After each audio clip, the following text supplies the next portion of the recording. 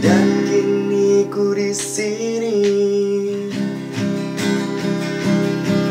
Aku dekat denganmu, kamu dekat denganku.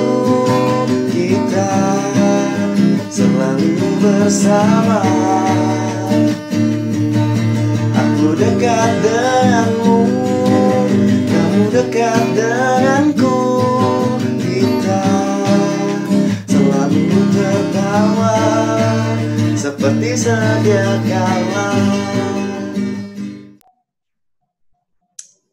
Oke teman-teman, balik lagi di Seperempat Abad bersama Faris Jauh di episode kedua kali ini dengan pakaian yang sama dan juga tamu yang sama. Yaitu ada Mas Remo. Halo Mas Remo. Halo. Terima kasih sudah mau menyampaikan waktunya di episode 2 dengan pakaian yang sama dan background yang sama. Iya. Jadi episode 2 ini kita buat langsung dari episode 1 ya. Karena kebetulan saya sama Remo ini ada bahasan yang cukup menarik lagi. Gak tahu nih sampai episode berapa nih kita pakai baju yang sama. Tapi di episode kedua kali ini, di umur seperempat abad itu kan di umur yang sangat dewasa ya. Orang tuh mengalami fase perubahan dari yang sebelumnya belum ngapa-ngapain, jadi ngapa-ngapain atau menemukan tujuan hidup yang baru. Nah, di sini saya sama Remo kebetulan sudah melangkah lebih maju dari teman-teman yang lain mungkin yang di sini atau mungkin baru memulai langkah yang baru, yaitu dengan memasuki kehidupan pernikahan ya Mo ya. Iya. Ya, jadi hari ini gue akan membahas sama Remo bagaimana kita melangkah untuk menikah ya. Bagaimana pria melangkah untuk menikah. Asik. Pria berumur lebih dari seperempat abad melangkah. Pasti intinya kalau di gue sama Remo nggak ada perjodohan ya, nggak ada ya. Kita jauh dari kata perjodohan. Nggak ada perjodohan. Jadi kita mulai dengan start. Apa yang membuat kita harus memilih untuk menikah, Mo? Kalau lu dulu deh. Lu gimana? Kalau gue sih, lu di usia berapa menikah, Mo? Kalau lu mau buka? Gua 21. Kagak, coy. 29, Bang. 29 ya. Laki-laki tuh nggak ada batas ini kan, Mo? Maksud gua nggak ada batas paling tua menikah di umur berapa kan? Kagak cuma laki-laki, coy. Siapa juga nggak apa-apa menikah umur berapa. Tapi kan kalau wanita kan terikat dengan menopause kayak gitu. Menopause sama resiko kalau melahirkan sih, makin tua makin berisiko. Oh iya, nah makanya kan dia dibatasin di umur 32 ya maksud gua ada pembatasan secara budaya gitu. Kalau setelah itu merah mungkin ya garisnya gitu loh. Oh iya. Kalau laki-laki ada nggak sih? Kagak, coy. Kalau laki-laki tuh sampai umur 50 masih bisa berdiri. Maksud gue sih. Gue nggak tahu ya bisa apa enggak. Iya, maksud gue kan kalau di luar Indonesia kan maksud gue iya kawin boleh, tapi nikahnya nanti pas umur 40 udah punya anak 2 baru nikah gitu kan. Enggak, jadi maksud gue kawin itu ya di sini sebenarnya kalau ditarik garis benang merahnya sama. Sebenarnya menikah ini adalah bukan sesuatu hal yang gampang gitu.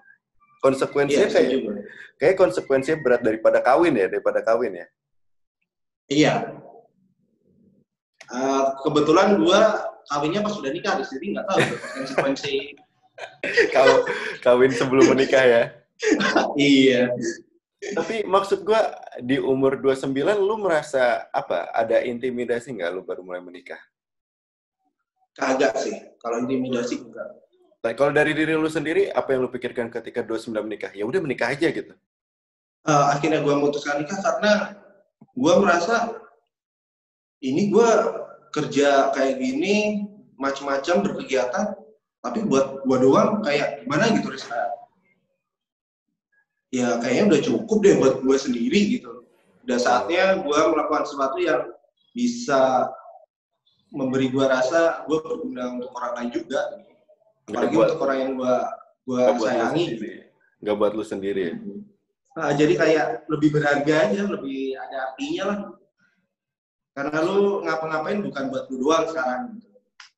Karena gue nikah di usia 25, sedangkan istri gue di usia 24 waktu itu. Maksud gue banyak omongan yang gila lu masih muda gitu. Tapi maksud gue ngerasa itu udah nggak muda-muda banget. Iya, gue sih sebenarnya juga gitu, Riz. Akhirnya gue sadar kenapa gue di usia 29 ya. Nah, itu kalau kan alasannya banyak orang tua yang maafan, bilang, iya maksud gue banyak orang tua yang bilang kalau misalnya kalau gue nikah telat, gue waktu pas nikah kepikiran kenapa gue nikah baru sekarang ya, kenapa enggak iya. Kenapa bisa gitu, Bo? Karena akhirnya ya ngapain gue selama ini gitu, maksudnya makan juga belum mapan juga gitu di usia gue tuh sebenarnya punya target nikah dulu di 27, Riz. Terus gue mundur ke 29 karena khawatir belum settle kan, sama aja, kenapa nggak 27 dulu gue gas gitu kan. Oh, maksud gue lu merasakan nikmatnya harusnya bisa lebih cepat karena tidak ada perbedaan yang signifikan gitu ya. Antara lu nikah 27 apa 29 gue rasa. Mungkin kalau 27 dulu. Iya, ini maksud gue, kita tuh kayak lagi membandingkan sama nasihat-nasihat orang tua gitu loh. Dan ternyata bener ya. Kalau dibilang siap apa enggak, ya balik lagi, kapan sih lu pernah siap menghadapi sesuatu gitu? Gue setuju tapi itu.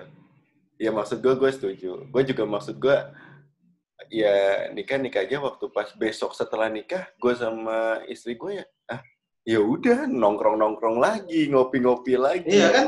Iya. Ya tapi ya maksud gue ya udah mulai ada pembahasan yang lebih kompleks lah daripada pacaran lagi ya. Maksudnya ada keterbukaan yang lebih gitu. Nah yang kedua nih, kadang ada omongan kayak gini sih orang tua gue dulu. Ngapain sih kamu hidup sendiri, uang kamu loh habis kalau hidup sendiri, malah kalau berkeluarga kamu bisa ngumpulin uang kayak gitu. Dan maksud gue ada benernya juga ya. Kalau gue sih memang itu bener banget, Riz. Karena akhirnya gue tahu uang gue itu buat apa gitu. Enggak kan kalau dulu kita coba sekarang. Uang maksud gue misalnya buat kemana? Ke Camden, habis itu beli buat beli barang martabak orange, buat beli baju, buat beli baju brand. Terus maksud gue dengan ukuran uang yang cukup besar, maksud gue dibandingin setelah menikah, ternyata uang gue porsinya masih bisa dipakai untuk yang lain gitu slotnya. Iya, setuju, sama lebih ada artinya lah pengeluaran lu. Iya nggak sih? Sekedar lihat istri lu seneng, lu beliin apa gitu udah bahagia banget. Iya, tapi maksud gue kan kita dulu kepikirannya, anjir gue nikah, gue harus ngehidupin anak orang, gue harus ngehidupin anak dari anak gue sama dia. Aduh, gue bisa atau enggak? Ternyata maksud gue waktu dijalanin ya bisa-bisa aja ya. Ya bisa lah. Kalau nggak bisa kan bisa-bisain, Pak. Iya, malah maksud gue lebih survive ketika lo nikah daripada pacaran. Iya. Ya. Karena ada motivasi tambahan sih, lu harus bekerja lebih, effort lu harus lebih besar untuk itu. Ada pemacu lain. Ada pemacu lain ya. Ya maksud gue, lu nggak mau ngelihat keluarga lu sengsara lah ya. Iya, Pak, setuju gue. Ya. Terus habis itu apa yang membuat lu berbeda setelah lu menikah sama sebelum menikah? Ya, Camden itu tadi. Oh iya, kita sudah menjauhi dunia-dunia. Sudah jauh itu. Cukup kita. Terus nongkrong gue juga kurang banyak sih. Waktu gue buat nongkrong udah jauh banget kurangnya. Karena dulu gue mikir istri gue juga sebenarnya kagak masalah kalau gue nongkrong atau apa, tapi guanya sendiri yang nggak enak gitu. Iya, sama. Bukan karena, jadi gue balik dari nongkrongan bukan karena takut dimarahin istri atau apa, tapi karena nggak nyaman aja tinggal istri sendirian di rumah kayak gitu. Oke. Kalau gue balik dari tongkrongan karena ditelepon. Gak nyaman aja tidur di luar. Iya. Gue pernah sih dimarahin dulu, bukan gara-gara nongkrong, Riz. Gara-gara? Jadi gue balik rumah udah agak malam lah, udah agak malam gitu, istri gue udah di kamar kan. udah tidur gitu, matiin lampu. Terus gue main Mobile Legends, marah cuy. Malah marah. Jadi bini gue lebih sering marah kalau gue main Mobile Legends gitu. Karena dia dicuekin. Gue ada di situ tapi kagak ngajak omong gitu. Ya, kalau itu sekarang emang gue lebih takarin porsi sih. Tapi emang kerasa. Makanya mainnya Magic Chess ya. Iya. Bisa disambi. Apalagi kalau misalnya lo udah punya anak, porsi apa ya? Iya, porsi nongkrong. Kalau gue sih mikirnya sama bini gue nongkrong boleh. Apalagi kalau ada teman gue datang ke rumah, kayak lu juga kan suka, temen lu suka nyamperin ke rumah kan, daripada lu harus keluar kan. Cara penyiasatan. Iya, teman-teman gue juga suka datang ke rumah gue, nongkrong gitu, sampai jam 9, jam 10 malam nggak ada masalah sih. Tapi maksud gue emang beda gitu, kalau kita nongkrong di luar kan ninggalin ya. Kalau nongkrong di dalam kan mungkin atmosfernya kebentuknya jadi lebih, apa ya, lebih nyaman. Jadi istri lu mungkin bisa ikut dalam obrolan juga kali ya. Iya, betul. Terus habis itu banyak nih, pas kita melangkah menikah kan banyak orang yang tiba-tiba berubah gitu. Ada nggak teman-teman lu yang misalnya, wah gue sebelum nikah misalnya anaknya... Wah gini aja kayaknya banyak coy. Apa? Banyak banget. Banyak banget ya? Enggak, maksudnya gue suka nemuin orang yang tiba-tiba berubah jadi sojaim atau misalnya sosok dewasa. Wah iya. Terus habis itu kayak, oh maaf ya gitu. Padahal maksud gue kalau gue jalanin ya biasa-biasa aja gitu. Iya, biar sok serius gitu ya kali ya. Iya, maksud gue kayak ada penanaman sebuah mindset, oh kalau menikah tuh gue harus jadi orangnya tuh model kayak gini gitu. Malah gue nggak respect sih. Temen gue paling cuma 10% yang masih sama kayak sebelum dia menikah. Maksudnya masih kayak gini? Ada nggak? Ada nggak temen lu yang dari nggak asik pas nikah malah jadi asik? Kagak ada. Bokap gue kayak gitu loh. Iya, tapi kebetulan gue nggak dapet tuh pengalaman teman yang lebih asik pas nikah. Tapi malah banyak 90% orang setelah menikah dia akan menjadi orang yang berbeda gitu. Enggak, ini kalau teman-teman gue gitu. Oh itu emang gitu? Enggak, maksudnya berbeda kan, bukan nggak asik tuh kan, misalnya kita tahu lah kalau udah nikah, jalan nongkrong dikurangin. Tapi maksudnya jadi berbeda itu banyak malah bro. Banyak bro. Kalau teman gue ya, lingkungan gue ya. Oke. Enggak, kenapa? Maksud gue kenapa bisa 90% berbeda? Kagak ngerti gue sih. Puyeng kali. Puyeng. Karena mungkin dia juga udah jarang nongkrong, udah jarang keluar gitu. Pergaulannya juga mulai terbatas, akhirnya dia keluar di dunia resmi atau gimana kan kita juga nggak tahu. Beda itu bukan ya gitulah. Iya. Ya maksud gue berbeda dari dulu pemikiran. Cuman kan iya. Tapi maksud gue perubahannya tuh signifikan gitu loh, Mo.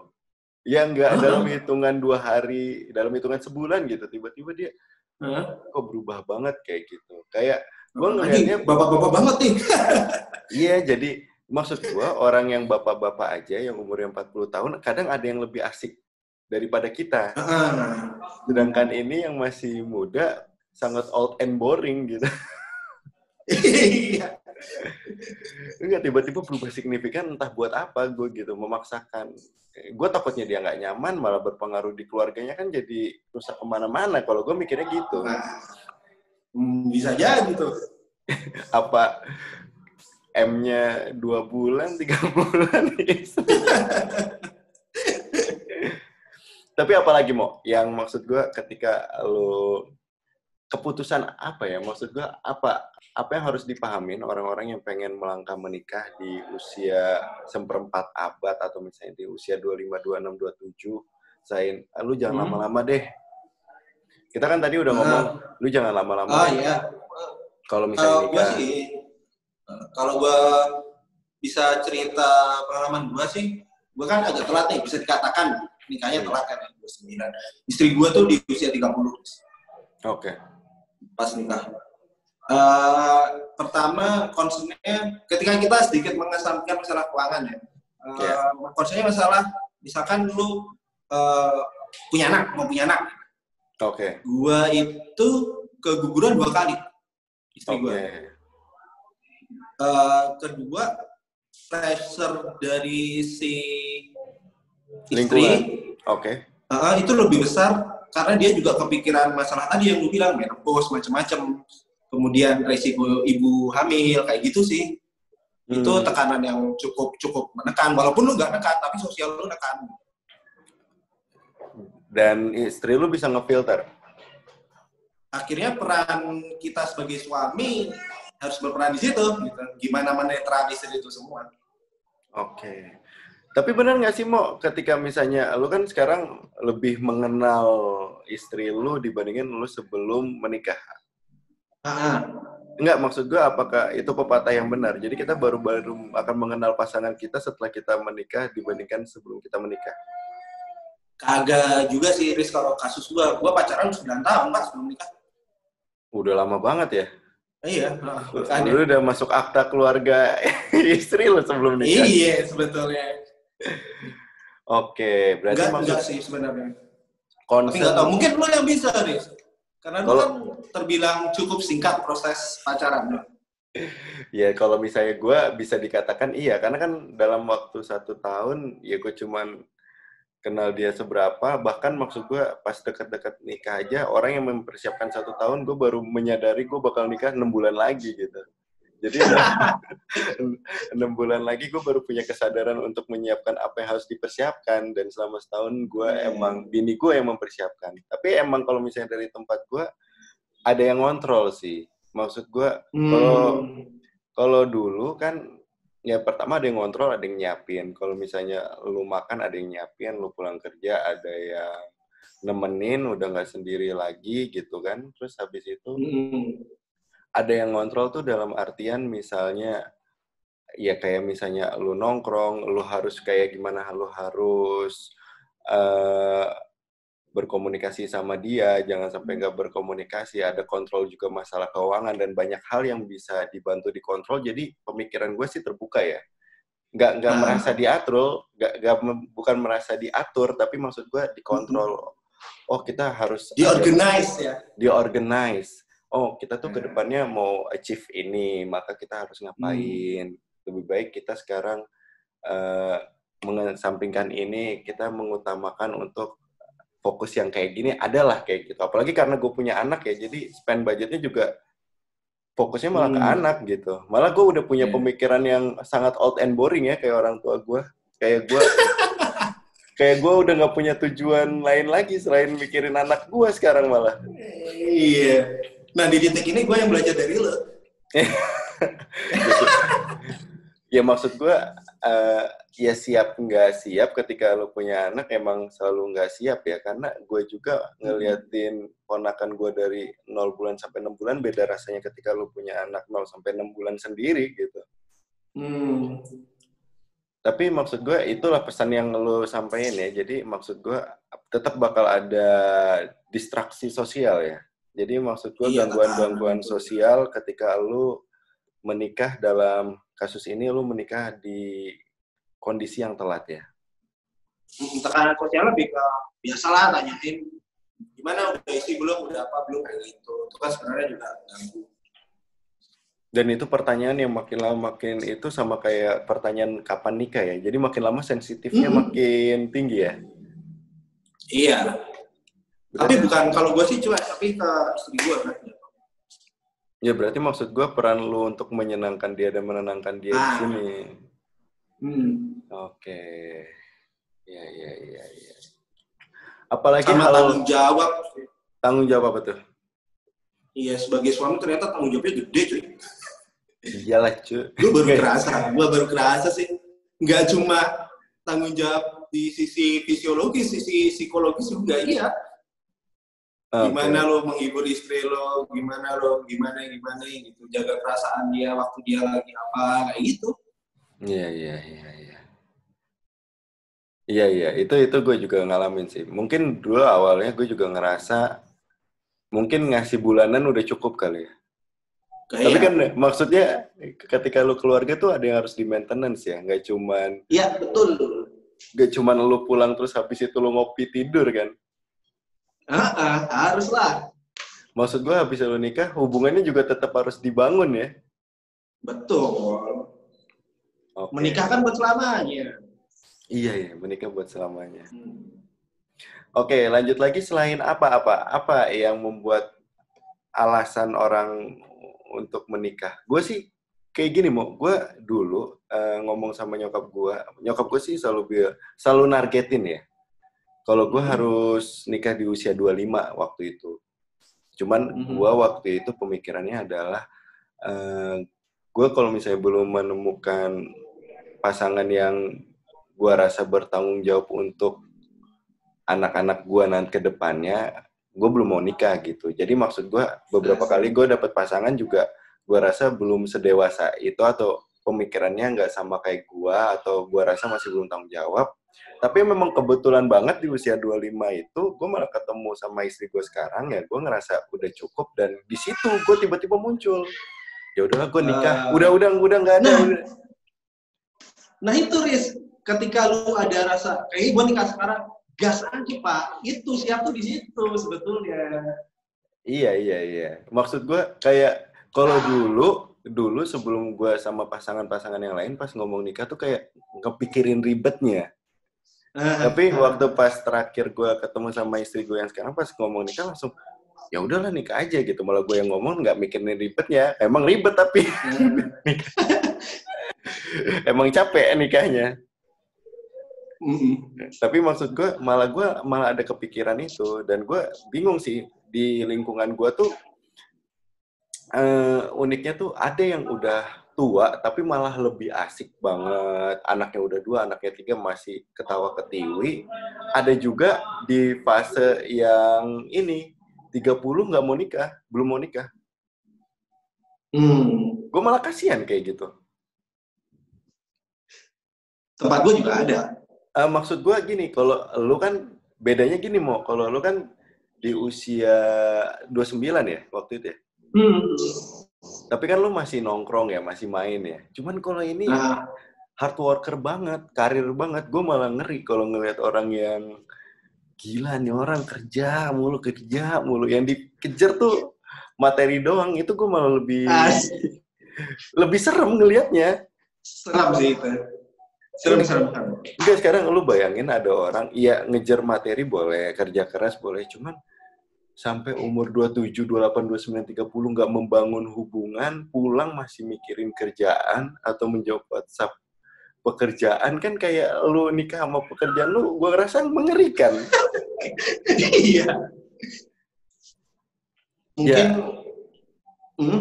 Ya terus. Kagak gimana? Enggak lu, gua nggak ngomong. Karena nggak tahu ya, mungkin udah terjebak di situasi itu, mungkin dia ya nyaman di situ kan, dia nyaman sendirian, nyaman dengan kerjaan dia, karena nggak gampang juga sebetulnya nyari pasangan kalau dia udah dengan ritme kerja kayak gitu, mungkin dia nggak mau ribet. Gila sih.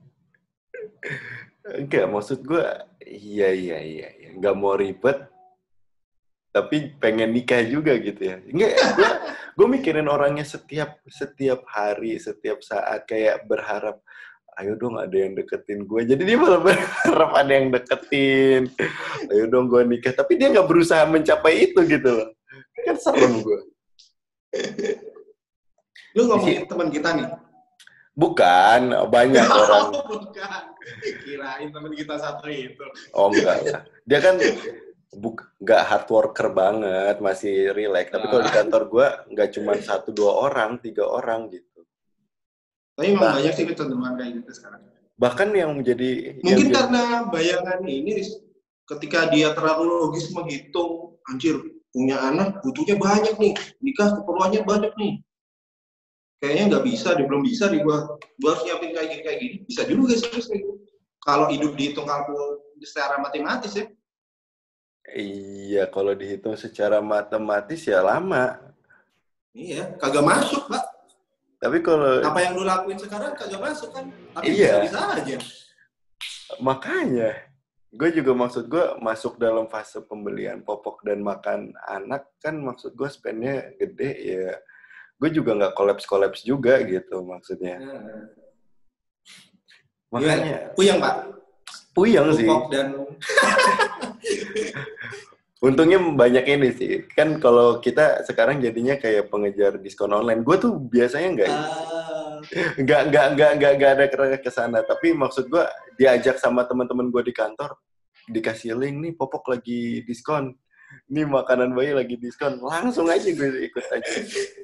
Tapi ya beberapa kali gue cuma nge-forward ke bini gue doang. Kayak gitu. Ya maksud gue segala cara lah. Ya pas namanya udah berkeluarga. Yang paling ngefek lagi, ketika misalnya kita melangkah menikah sih, gue yang dulunya sering main-main traveling, malah pas nikah malah nyaman di rumah banget. Lu juga berpengaruh? Kalau gue, bini gue ngajak jalan mulu. Nah, bini gue sekarang masuk, dari dulu sampai sekarang masuk fase yang sering ngajak jalan-jalan, dan salah satu kenapa dia pengen nikah sama gue, dia ngeliat gue suka jalan-jalan. Pas nikah, ternyata gue gak mau jalan.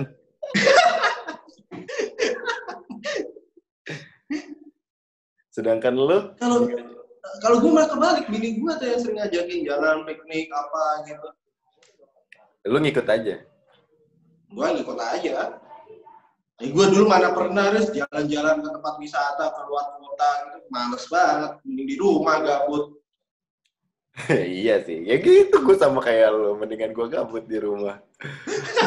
Orang gue nyewa kontrakan ya, atau misalnya gue tinggal di rumah gitu kan buat ditinggalin kan, bukan buat jangan ditinggalin. Bukan buat disewain lagi. Iya. Apa mau kalau kita misalnya mau menikah yang harus kita persiapkan sebenarnya?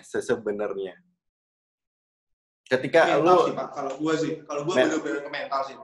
Ketika lu udah mendapatkan pasangan yang lu anggap percaya adalah mental. Kenapa mental? Iya. Sebenarnya kerasa nggak sih? Lu kan udah pernah akad nggak sih? Iya. Akad pasti. Lu sendirian kan di situ? Iya. Orang tua lu di belakang lu doang gitu. Iya. Itu berarti kan tanggung jawab kita itu atas kehidupan istri kita sebetulnya. Keluarga kita udah nggak urusin gitu. Maksudnya tanggung jawab itu full di lu. Benar. Dan tanggung jawab itu nggak selesai cuma pemenuhan keuangan doang, Riz. Batin dia gimana, ya, psikologi dia gimana, kayak gitu. Itu sebenarnya yang susah sih. Iya sih, sampai sekarang. Tapi emang kerasa kayak gitu ya? Nggak tahu, gue juga nggak pernah kepikiran. Satu lagi yang susah kan gini, Riz. Misalkan istri lu baru down, kayak gue nih, kasus gue misalkan pas keguguran itu, kan dua-duanya sedih nih, tapi gue nggak boleh sedih banget, Riz. Karena nggak mungkin dong dua-duanya ambruk di titik waktu yang sama gitu. Susahnya setengah mati, Pak. Iya. Untuk tetap keep in faith gitu. Iya. Lu memang harus. Terus sama ini, Riz, menggabungkan dua keluarga, Pak. Aduh, itu sampai sekarang juga susah, cuy.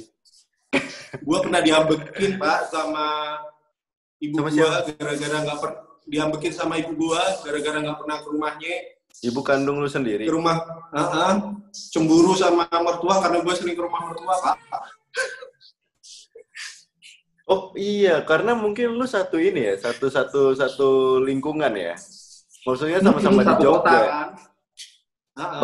Kalau gue kan jauh, yang satu di Jakarta, yang satu di Surabaya kan. Jadi maksud gue palingan berarti porsinya di Jakartanya gue udah keseringan sama nyokap gue nih. Nah berarti maksud gue saat nyokap gue mertua gue dateng ya, gue full sama mertua gue misalnya sebulan 2 bulan kayak gitu. Ya belum pernah merasakan di situ, cuman tendensinya sekarang masih baru penyesuaian di bini gue sama keluarganya mertua gue juga. Kayak gimana itu kan juga tantangan, cuy. Ini. Enggak, maksud gue tantangan. Terus kan apa? Tantangan gimana?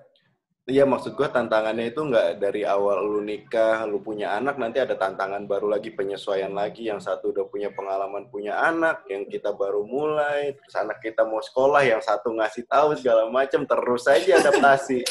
Nggak beres-beres. Itu asiknya kan. Iya, sama jadi bantal, Riz. Bantal itu gimana?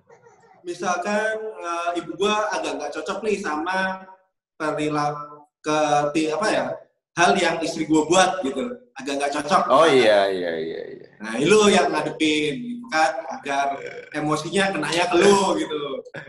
Gue pernah dapat ini loh, pernah dikirimin Aziza lagi ya, istri gue postingan di Instagram, itu tulisannya 2 slide. Tips agar Anda tidak dimarahi istri ketika WFH, tanda tanya. Pas di slide kedua nggak ada tuh. Tulisannya nggak ada, padahal dia ngasih tips. Karena emang nggak ada tipsnya. Iya, emang nggak ada tipsnya. Emang kalau jadi bantalan tuh, lu mau jadi bantalan dari bini lu, mau jadi bantalan dari orang tua lu, ya sering sih. Ya, enggak, itu kan cuma masalah nggak cocok. Cuman kalau gue sih fokusnya jadi penengahnya. Iya, itu maksud gue. Apalagi kalau kondisinya udah terlanjur gitu loh. Maksud gue ada situasi kondisi yang udah terlanjur kejadian baru mulai itu. Itu kan biasanya iya, yang satu ini nanti kita pindah ke kamar, yang ini ngomong. Kalau misalnya lagi nggak COVID, mungkin bisa gue ajak jalan keluar ya, biar cair lagi ya. Lah sekarang kalau lo di COVID, di rumah doang, masuk kamar masing-masing, gimana? Kan jadi ribet juga. Sama ini sih, kalau yang Syafin, lu harus pintar memainkan peran tertentu, bukan peran tertentu, karena misalnya kayak lu kan punya peran sebagai ayah, punya peran sebagai suami, punya peran sebagai anak, dan punya peran sebagai menantu. Lu bayangin peran lu ada berapa, Pak, dalam kehidupan lu kan? Kan menuntut lu yang berbeda-beda, itu juga capek, Pak. Iya sih. Belum lagi lu di kantor sebagai apa, kan nggak bisa campur aduk gitu kan. Gue merasakan pusingnya gue dengan peran itu sih waktu pas mertua gue tinggal sama mertua gue lagi tinggal di rumah nih. Iya gimana ya, maksud gue, lu capek nih pulang kerja, terus habis itu masuk ke rumah kan ada mertua lu ya. Lu langsung berubah jadi menantu kan? Iya, lu selama 1/4 abad gak pernah tinggal sama mertua itu kan. Lu sehari itu ada mertua, wah. Oke, gue mandi, cuci muka, misalnya gue sebat, habis itu ya mau nggak mau, lu misalnya udah capek nih misalnya mau ngomong, tapi kan di situ ada mertua lu yang harus lu ajak ngobrol juga dong. Iya. Ya terpaksa mulai buka obrolan kayak gitu. Apalagi menjadi menantu sebaik-baiknya gitu ya. Iya, apalagi waktu itu posisinya anak gua baru lahir, baru sehari, 7 hari, seminggu. Waduh. Iya, maksud gue bingung nih, mertua gue full maintenance sama istri gue ke anaknya. Jadi kayak gue kan gak dapat porsi mau megang anak gue waktu itu kan. Gak megang, nanti tanggapannya gue gak ngurusin. Mau megang kok kayaknya ngerecokin. Iya. Mau megang nangis, ntar gue yang disalahin. Serba salah dong, kan? Serba salah gue. Tapi seru sih. Sama itu, berarti kita harus siap-siap kita nggak ada. Dalam arti, lu nggak ada lunya gitu, Riz, karena sibuk dengan beberapa peran yang harus kita lakukan kan. Sebagai suami, sebagai apa. Lah sebagai Farisnya mau kapan gitu. Iya sih. Gue tuh sekarang sebagai Faris nih, misal gue main game aja nih. Kalau misalnya gue suka main game atau misalnya nih bikin kayak gini ya. Ini kan maksud gue siang sore masih ada pengasuh anak gue lah yang nemenin, bantuin. Karena kan masuknya hari kerja juga kan. Sekarang ya gue baru kalau misalnya hari ini kerja nggak work from home ya, gue baru bisa menikmati diri gue jam 9:30, 10. Itu pun kalau anak gue tidur jam 9:30, 10. Kalau bangun jadi bapak kan ya? Ya kalau bangun, gue mau nggak mau ninggalin apa yang gue lagi kerjain. Segala macam, mau menang atau kalah udah nggak jadi pilihan lagi. Makanya maksud gue, Wah gila. Kayak tapi misalnya kayak hari ini ya, khusus kayak hari ini kan gue mau nyiapin 1/4 abad tuh. Iya gue nyempetin main bentar, pokoknya kebetulan bini gue lagi lembur juga, anak gue tidur jam 9, gue bisa main sampai jam 12 tuh. Terus habis itu bini gue udah pengen istirahat, jadinya gue gas aja sampai sahur. Untuk nyiapin 1/4 abad daripada besok udah nggak bisa lagi kan. Pokoknya maksud gue, gila. secara tidak langsung sebenarnya hitungan matematis kita jalan sih. Terus porsi keikhlasan kita untuk kebiasaan yang mengurangi kebiasaan yang kita lakukan juga semakin melapang dan semakin besar. Betul. Gila sih. Luar biasa ya sebenarnya jadi suami itu.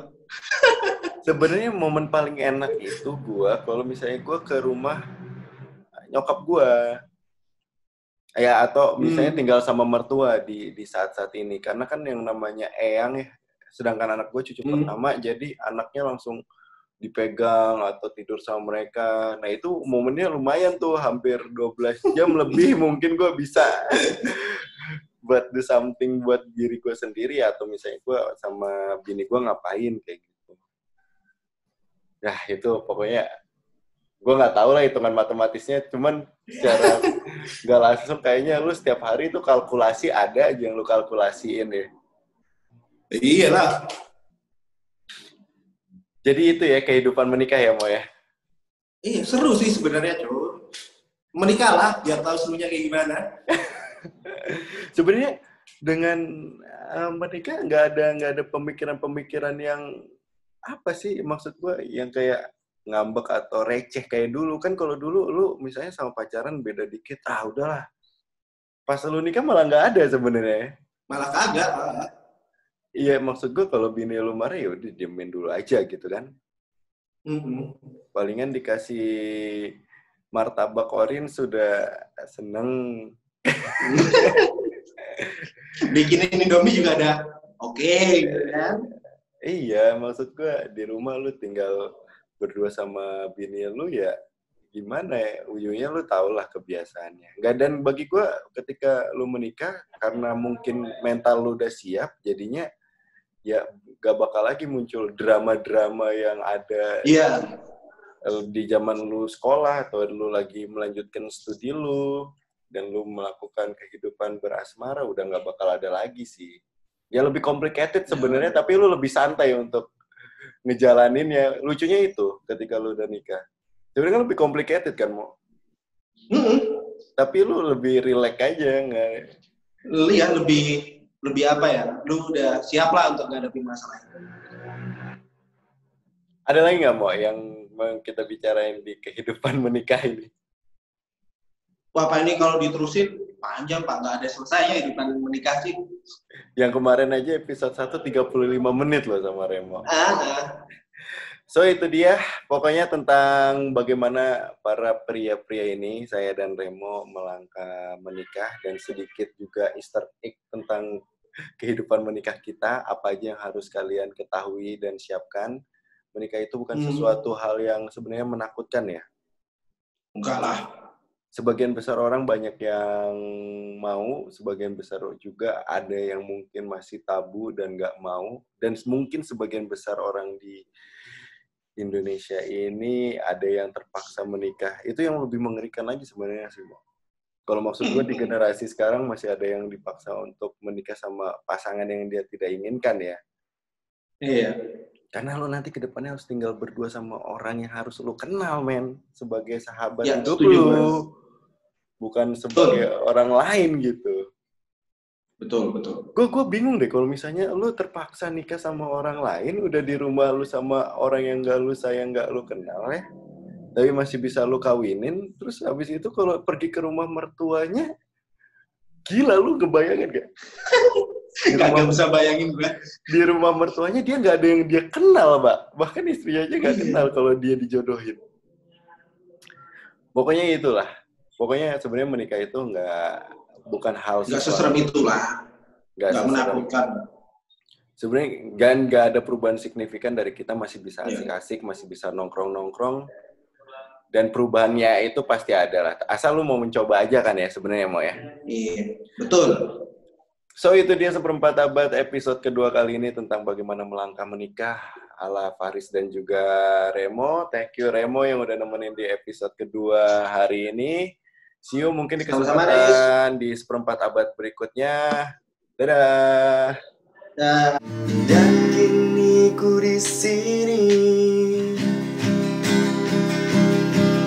Aku dekat denganmu, kamu dekat denganku. Kita selalu bersama.